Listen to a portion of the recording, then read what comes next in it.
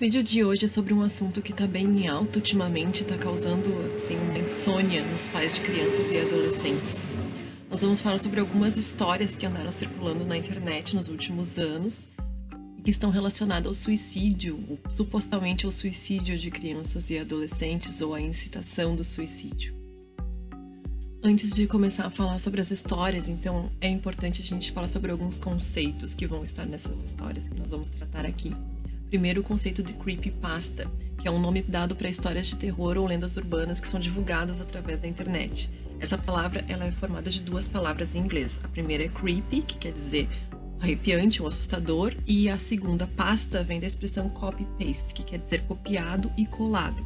Então são histórias divulgadas em alguns fóruns ou chants, que são locais onde as pessoas trocam informações e tem vários assuntos tratados, né? São histórias divulgadas ali que tendem a se espalhar pela internet através de uma cópia e cola, né? Então por isso o creepypasta. Essas creepypastas, então, elas podem se basear em várias coisas, jogos, filmes ou até mesmo acontecimentos normais da vida cotidiana ou crimes que aconteceram. Então tem várias inspirações para essas histórias e muitas vezes elas usam coisas que realmente estão na mídia ou que realmente assustam atualmente para poder se espalhar com mais facilidade. A primeira história então a ser colocada aqui é o desafio da baleia azul, que ficou bem famoso aqui no Brasil a partir de 2016, 2017 mais ou menos. Supostamente é um desafio que estaria disponível na internet, principalmente via WhatsApp ou Facebook, onde a criança ou adolescente seria desafiado a 50 tarefas e a tarefa final seria cometer suicídio. A história do desafio da baleia azul começou na Rússia em 2015 com o suicídio de duas adolescentes. A primeira delas se chamava Rina Palenkova e ela postou uma foto em sua rede social um dia antes de tirar a própria vida. O assunto então passou a ser amplamente discutido na rede social russa VKontakte, em fóruns onde adolescentes se reuniam para falar de diversos assuntos, desde casos sobrenaturais até depressão e suicídio. Ali já começaram as primeiras creepypastas envolvendo o suicídio de Rina, mas a verdade é que ninguém sabia o que realmente a tinha levado ao suicídio. Com o tempo, outros suicídios de adolescentes começaram a ocorrer e em um deles, os pais de uma menina que havia se matado descobriu que ela participava de fóruns na internet onde se falava sobre temas como depressão, suicídio, morte, etc. E em um desses grupos havia desenhos da Rina, aquela primeira garota, e várias menções a baleias azuis. Foi somente em maio de 2016 que a relação entre suicídio e baleias azuis ficou famosa na Rússia. Um artigo escrito pela jornalista Galina Murzalieva para um famoso jornal investigativo russo chamado Novaya Gazeta tornou a história famosa. Neste artigo, a jornalista sugeriu que dentro de certos grupos online com nomes como Baleias do Oceano e F-57, existia um jogo onde os administradores dos fóruns propunham 50 tarefas ao longo de 50 dias. E a tarefa final a gente só sabe qual era porque a gente falou ali no início. Este mesmo jornal estimou que 130 crianças e adolescentes se mataram entre novembro de 2015 e abril de 2016 em função da participação nestes grupos. A partir daí, o fenômeno começou a causar pânico nacional e internacional. Uma menina se suicidou nos Estados Unidos depois de pintar uma baleia azul e começaram a surgir casos ao redor do mundo onde diversas outras crianças e adolescentes teriam se matado e desenhado ou postado imagens de baleias azuis na internet. Em novembro de 2016, Philip Budeikin foi preso na Rússia como autor da brincadeira no grupo F-57. Ele era estudante de psicologia e músico e afirmou que fazia o jogo com os menores para limpar o lixo da sociedade. Ah, mas então, é verdade esse desafio? Ele realmente existiu? Era o Philip que estava causando tudo isso? Calma lá, vamos continuar. O que realmente foi encontrado de conteúdo nesses fóruns e redes sociais se resumia inicialmente a apenas menções de baleias azuis e discussões de casos de suicídio. Os casos que ocorreram após o boom do fenômeno e supostamente foram ligados ao desafio foram investigados pela polícia e nenhum deles foi ligado com a existência do jogo. Não encontraram prova alguma de que essas crianças e adolescentes estavam realizando uma sequência de tarefas. O que se sabe mesmo é que todos eles participavam de fóruns onde liam sobre o assunto, e alguns compartilhavam ali seus pensamentos, frustrações e sentimentos. A professora de folclore Alexandra Arkhipova, da Universidade Russa de Humanidades, fez uma pesquisa nesses grupos online que estariam ligados ao desafio da baleia azul. Ela descobriu que todos os administradores desses grupos eram crianças de 12 a 14 anos e não eram adultos manipuladores como temiam muitos pais. Eram crianças que haviam lido ou ouvido falar do jogo. A pesquisa de Alexandra sugere que o desafio talvez nem tenha existido antes da publicação da notícia no jornal Novaya Gazeta. Ela disse que os administradores desses grupos eram copiadores representando o jogo passo a passo, mas ela não achou nenhum vestígio das supostas ordens do jogo aos participantes. O jogo era mencionado, explicado, as crianças esperavam por ele, mas nunca começava. E o cara lá que foi condenado? Bom, amigos do acusado afirmaram à polícia que ele costumava participar de grupos online e publicar conteúdos chocantes para conseguir o máximo de seguidores possíveis a fim de ficar famoso e ganhar fãs para sua música. Lembram que ele era músico, né? Quando ele foi preso, havia 15 acusações contra ele e ao longo do mês apenas uma que o manteve preso. Por fim, ficou concluído que ele teria se aproveitado da fama do suposto jogo para ficar famoso e promover sua música. Ao final de tudo isso, a única coisa que existiu mesmo foi fóruns online discutindo suicídio e outras histórias com memes de baleias azuis. A escolha desses animais para os memes e a ligação com o suicídio é incerta, mas alguns jornalistas acreditam que por ser um animal solitário que por vezes se automutila, seria esta a justificativa. A Rússia tem uma alta taxa de suicídio entre os jovens e tem uma das mais altas taxas de suicídios adolescentes do mundo. A ideia de um jogo sinistro manipulado por algum adulto malvado parece ser uma explicação simplista para um problema complexo e um assunto tabu como o suicídio entre adolescentes e crianças. E aí você deve estar pensando aí, mas eu sei de uma pessoa que fez, que recebeu o desafio, ou então eu sei de uma história no hospital que alguém chegou e falou que tinha feito esse desafio. Bom, não tem como afirmar que ninguém nunca fez esse desafio com alguém a partir desses primeiros relatos. O que foi concluído nessa pesquisa na Rússia é que isso começou com um boato. O que foi feito dele depois, a gente não sabe. Eu vou falar melhor sobre isso ao final de todas as histórias que eu apresentar, assim como eu vou falar um pouquinho mais sobre o suicídio. Quando a história da baleia azul já não estava mais sendo tão comentada, em 2018 entra em cena a Momo. A Momo, ou a Momô, seria uma boneca de aparência assustadora que ligaria para as pessoas via WhatsApp e começaria uma conversa sinistra a partir daí.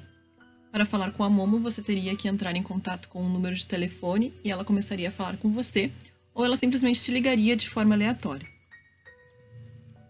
A Momo então começaria uma conversa assustadora e poderia pedir tarefas no estilo baleia azul, mandando que a pessoa no fim cometesse suicídio ou se machucasse. Dizem que toda a história da Momo começou com uma postagem da foto dela no fórum Reddit, e aí começaram a rolar as creepypastas que falavam que o número dela era amaldiçoado e que ela falaria várias coisas pessoais sobre a pessoa que ligasse. E então ela poderia te ligar durante o dia, à noite, e por fim ela poderia te matar. A imagem da Momo é a foto de uma obra de arte exposta no Japão, uma escultura que tem o nome de Ubumi e está ligada ao folclore japonês. Aparentemente ela foi usada por ter um aspecto considerado sinistro por quem a escolheu, e o número inicial da Momo era de origem japonesa também, mas logo começaram a ter vários números de telefone que se diziam também ser a Momo. Ligar para a Momo logo viralizou entre as crianças e os adolescentes, principalmente após vídeos serem publicados no YouTube, onde criadores de conteúdo ganhavam muitas visualizações ao tentarem ligar para a Momo, e assim cada vez mais quase todas as crianças e adolescentes curiosas que entravam em contato com essa história e os números passaram a ligar para a Momo. A partir daí começaram a surgir histórias de suicídios ligadas ao contato com a Momo. O jornal Washington Post relaciona o suicídio de duas adolescentes, respectivamente de 12 e 16 anos, e afirma que foram encontrados vestígios de contato com a Momo no celular de ambas. A partir disso, a história fica bem similar à Baleia Azul, casos de suicídio de jovens que fizeram contato com a Momo, e sem ligação oficial entre os suicídios e a Momo em nenhum deles. E até aqui, onde eu sei, ninguém foi preso ou acusado pela invenção da Momo, por ter feito esse desafio com alguém. Percebam então a semelhança da história.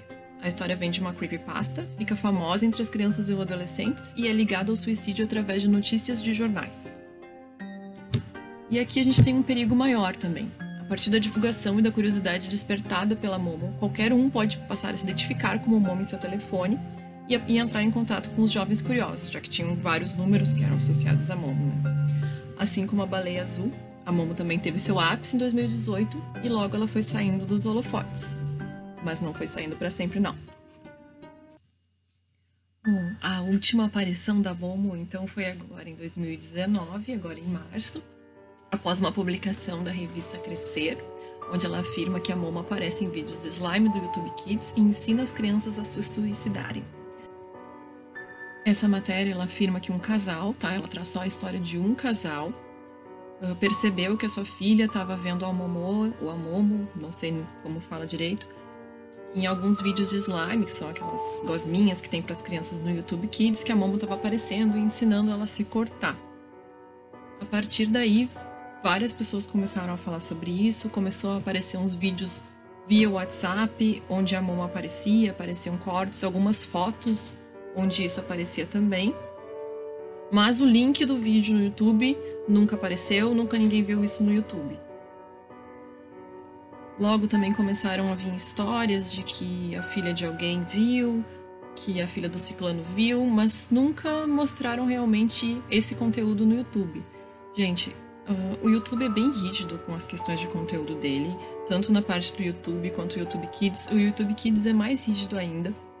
Além dos robozinhos, né, da parte tecnológica que fiscaliza os nossos vídeos, o YouTube Kids tem pessoas mesmo que fiscalizam os vídeos antes de deixar essa publicação.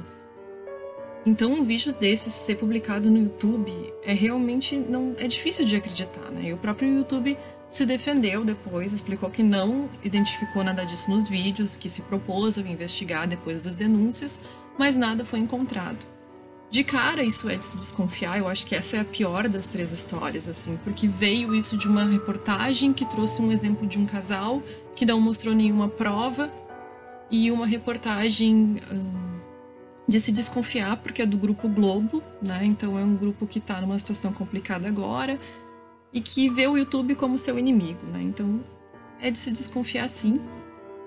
E dá para entender como pais vão ficar apavorados com mais uma notícia dessas. Poxa, essa Momo não vai embora nunca. Mas a gente tem que cuidar o que a gente compartilha. Acho que a primeira coisa que se faz é conversar com os filhos sobre isso, é educar o que eles veem. Mas compartilhar esse tipo de notícia sem nenhuma fonte confiável é um perigo também.